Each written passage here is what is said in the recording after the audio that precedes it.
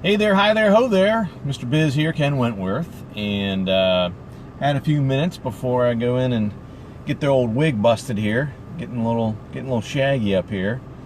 And so I wanted to hop on here and tell you about a quick little story on how I worked with one of my clients to get vendors literally fighting over them for business, and we got some really good bids and saved a ton of money, most importantly.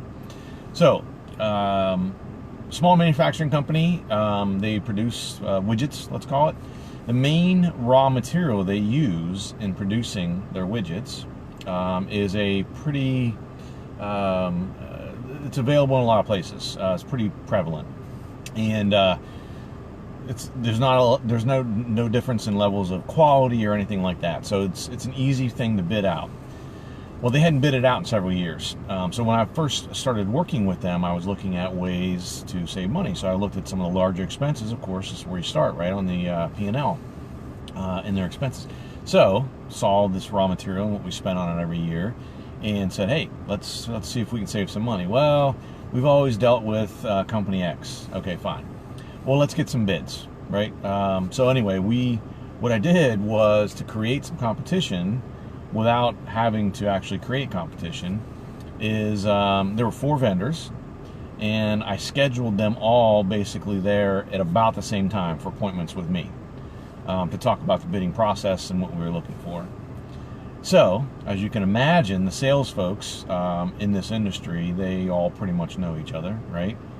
So one shows up, the other one shows up, and of course, so I scheduled the appointments 15 minutes apart, 2 at, let's say, 2 o'clock and 2 at 2:15. Well, of course, salespeople, they show up early, right? They want to make a good impression, whatever. These guys all show up, see each other there, and it's like, well, what are you doing here? Well, I'm talking to Ken about pricing for X, Y, and Z. Well, that's what I'm here for. You're here for that too? So right away, before the first one even gets into my office to talk, they know what's going on. They know we're bidding this out, and they know they have competition. So company X that they had used for years and years and years and years and years knows, hey, I need to be on alert here, because frankly they've been overcharging us before I had started working with this client. So he comes in and he kind of understands what's going on, and I said, look, just so you know, I'm a loyalty person. I want to get your best bid, and by the way, one of the things, side note, that we included in this is SLAs on delivery.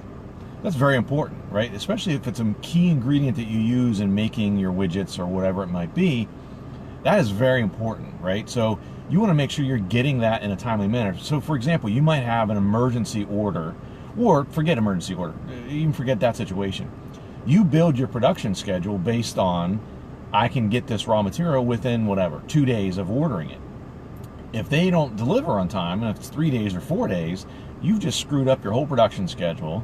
So now, for example, if it comes in late like that, you may have to have your guys work overtime, which they're not going to be happy about, and it's going to cost you more money, and in order to meet your customer demands. Your customers don't care if your raw material provider was late with their delivery, right? It's not their problem, it's your problem to manage.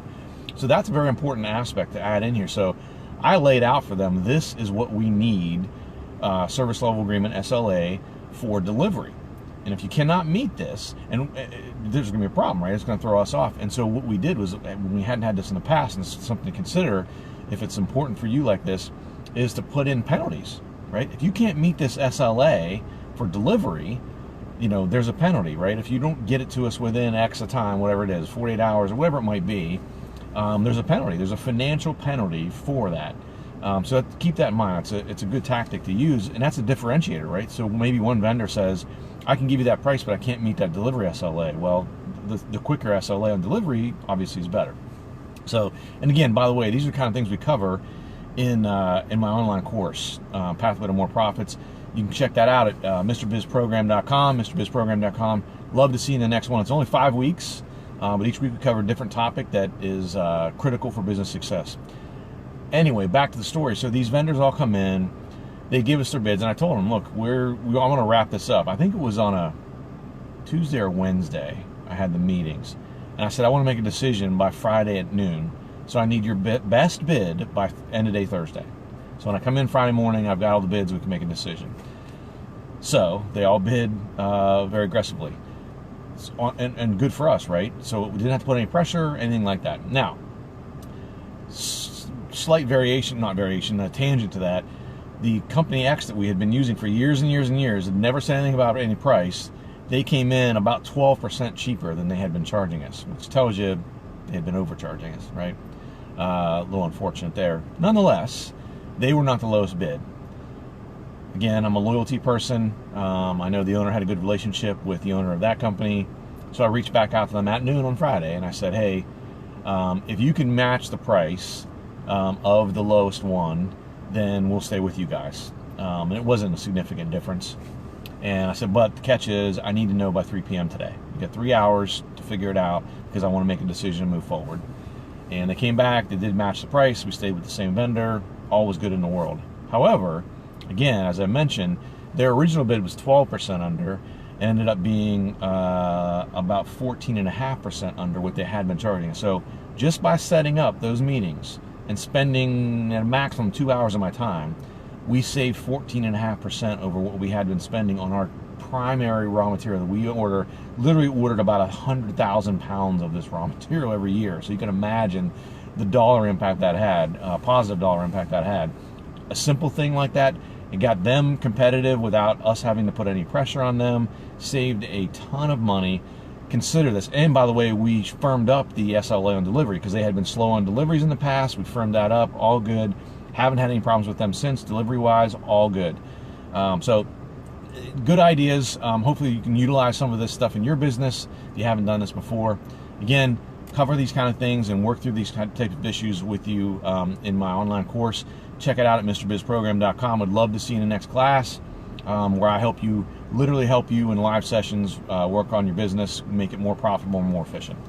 That's it for right now, guys. We will talk again soon. I'm gonna go get this wig busted, get it all tamed up, look a little less straggly in about I don't know, 20 minutes. All right, we'll see you guys. See ya.